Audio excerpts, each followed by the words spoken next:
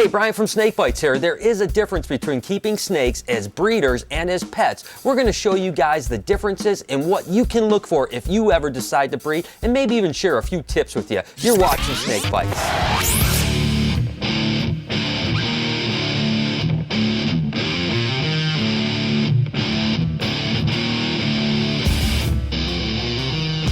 You might just have one or two snakes at home as a pet, but of course we're breeders, and one of the most significant differences that you'll see between a breeder and a pet keeper are typically rack systems, or the way they keep their animals. You might keep your animal in an aquarium or some kind of built cage, which is completely fine. We like these rack systems for a handful of reasons, because snakes really like confined areas. In the wild, you'll actually see them crammed into little burrows and holes and stuff like that. This is more than enough space, and we can keep a lot of animals in the area and provide them with the proper heating, as well as really easy to keep it clean and sanitary, because that's the biggest issue when you're breeding snakes. You got to make sure that the husbandry is up, and when you have thousands of snakes like we do, that means a lot of work, so you got to keep it as simple as possible.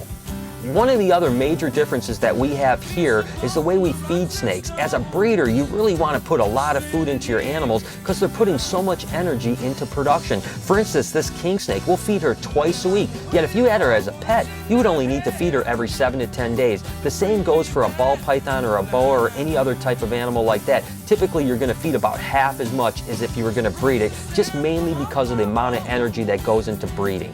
The way we keep our water dishes in a cage like this king snake, which by the way, you guys got to see this, something that's cool about king snakes is they'll actually wiggle their tail to kind of mimic a rattlesnake when they're a little upset. You guys got to check this out. This is pretty cool.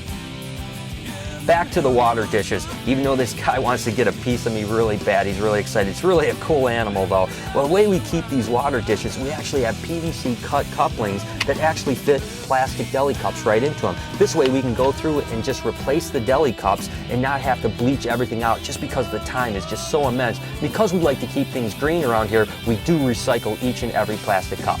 One of the things we do as breeders is try to get our female snakes as big as possible so that they can produce a lot of eggs. Keep in mind that we don't ever do it to harm their health. These animals can really get big in the wild as well, and we're never going to push them to the size that is going to be harmful for them. But as a pet owner, you don't have to get an animal that big. For example, this Burmese python is probably close to 15 foot and almost 200 pounds. If you had a pet Burmese python and you wanted to keep it about 10 foot, all you have to do is feed it much more modestly, and you're not going to have an animal that grows really huge. It goes the same way for a corn snake, a king snake, any type of snake at all. But again, as a breeder, you want the animals to be really big because they're putting a lot of energy into production, and you're going to get more eggs or babies from that breeding.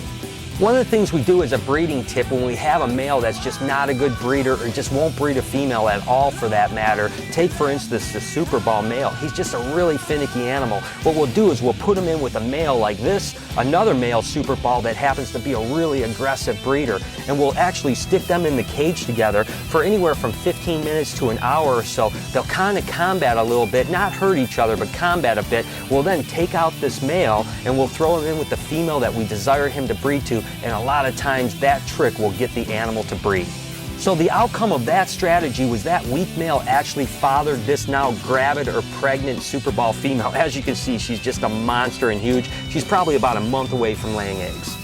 On the flip side, if you have a female snake that's not willing to breed to a specific male, sometimes we'll take a female that is being bred and put her in with that female along with the male, and for some reason, sometimes those pheromones will rub off on the non-breeding female, and that male will be interested in breeding with her. One of the things I get asked a whole lot as a breeder is from people that keep colubrids as pets, like this corn snake, or a king snake, or a milk snake, or any of those other ones, and the question is, do I have to hibernate my animals? After all, we talk about hibernation an awful lot in the show, and the answer is absolutely not. If you're keeping a snake and have no interest in breeding it, there's no reason that you ever have to hibernate that animal. You can have an animal that's 20 plus years old and never been cooled down at all, so don't worry about that one at all. The truth is, there's a lot of differences between breeding snakes and keeping snakes, but they're still the same animal. I hope some of these tips will help you if you ever decide to take the plunge into breeding.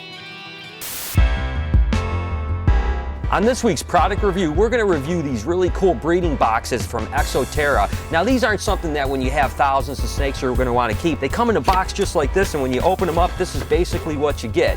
It's pretty cool, especially if you're only keeping a handful of animals. They actually have feet on them, so they're stackable and they won't actually fall down. You can get into them from the top really easily, but yet they lock really good. And what's really cool and I like about this is when you have them stacked up, you can actually open up this part here, so you don't have to unstack them if you want to throw a mouse in there or a pinky mouse or something like that. So this is a pretty innovative idea, and it's definitely something I would say you should get if you have a leopard gecko, a corn snake, or something like that. You have a handful of animals and you don't want to keep them in aquariums. This is definitely way more practical, and I definitely give this a thumbs up.